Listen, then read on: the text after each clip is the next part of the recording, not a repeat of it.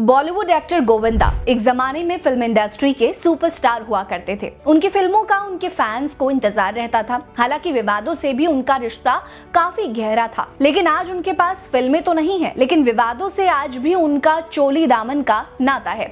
उनकी पत्नी सुनीता आहूजा से लेकर उनके रिश्ते टूटने की खबरें हो या फिर उनका एक्स्ट्रा मैरिटल अफेयर हो, वो किसी न किसी कारण से सुर्खियों में बने ही रहते हैं। इस बार फिर से वो एक नए स्कैंडल में फंस चुके हैं और ये विवाद भी उनकी फैमिली के कारण ही उठा है। गोविंदा पर अपने ही बच्चों की अनदेखी करने का आरोप लगा है और आरोप लगाने वाली हैं उनकी खुद की पत्नी सुनीता आहूजा।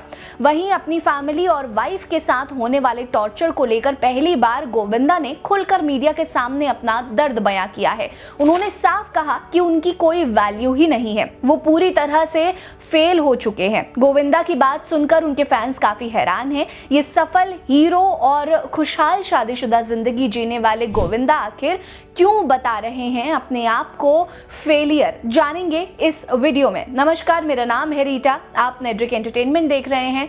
गोविंदा आपको कितने पसंद है कमेंट करिए। गोविंदा और सुनीता आहूजा की जोड़ी आपको कैसी लगती है ये भी कमेंट करिए। चलिए शुरू करते हैं। दरअसल गोविंदा पर उनकी पत्नी ने अब तक कई संगीन आरोप लगाए हैं, जिसमें उन पर चीटिंग करने, एक्स्ट्रा मैरिटल अफेयर चलाने जैसे कई आरोप शामिल हैं। लेकिन इस बार तो हद ही हो गई। सुनीता आहूजा ने गोविंदा को एक गैर जिम्मेदार पिता कहते हुए कहा कि गोविंदा ने अपने बेटे हर्षवर्धन के करियर को बनाने के लिए कोई एक्स्ट्रा एफर्ट नहीं किया है, जिसके बाद से गोविंदा पर कई सवाल उठने लगे हैं। लेकिन अब गोविंदा ने अपने ऊपर लगे आरोपों पर कड़ी प्रतिक्रिया दे दी है। गोविंदा ने कहा उन्हें हैरानी और दुख भी है कि उन पर इस तरह के बेवफाई और धोखेबाजी के आरोप वो लगा रही हैं जो उनके बचपन का प्यार रही हैं। उन्होंने कहा कि वो शुक्रगुजार हैं उस महिला के जिसने उनके बारे में अफवाह फैलाई और लेकिन वो गोविंदा की इज्जत को बचाने के लिए चुप रही। इतना ही नहीं, गोविंदा ने सुनीता के आरोपों को खारिज करते हुए कहा कि उन्होंने अपने बच्चों को लिए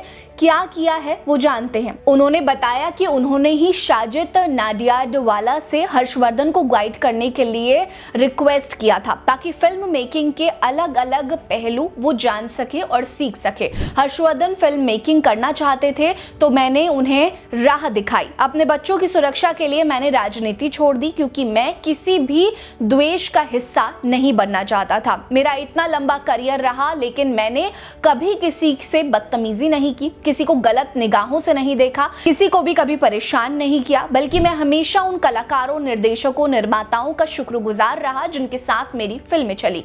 गोविंदा ने बेहद दुखी होकर कहा कि वो इस बात से काफी हताश हैं कि जिस तरह का माहौल उनके घर का हो चुका है उससे उन्हें लगता है कि जैसे वो फैमिली और करियर दोनों में फेल हो गए हैं। गोविंदा ने यह भी खुलासा किया कि फिल्म इंडस्ट्री में इस वक्त उनके खिलाफ इस तरह का माहौल बनाया जा रहा है जिससे उन्हें काम मिलना बंद हो जाए, जिससे नए कलाकार उनके साथ काम करने से भी कतराने लगे। इतना ही नहीं, उन्होंने करण जौहर को भी लपेटते हुए कहा कि 2022 में आई फिल्म गोविंदा नाम मेरा कहीं ना कहीं उन्हें ही निशाना साधने के लिए बनाई गई, जो एक्स्ट्रा मैरिटल अफेयर पर बेस्ड थी, जो पैसों के लिए एक दूसरे को धोखा दे देते हैं।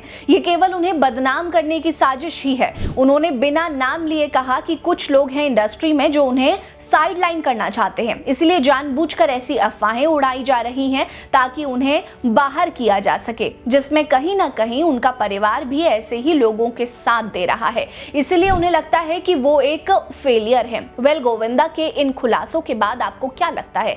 किसके दावों में कितनी सच्चाई है? हमें कमेंट सेक्शन में जरूर बताइएगा। आपको गोविंदा ज्यादा पसंद है या सुनीता आहूजा, ये भी कमेंट करिए। हमारे साथ बने रहिए। नमस्कार।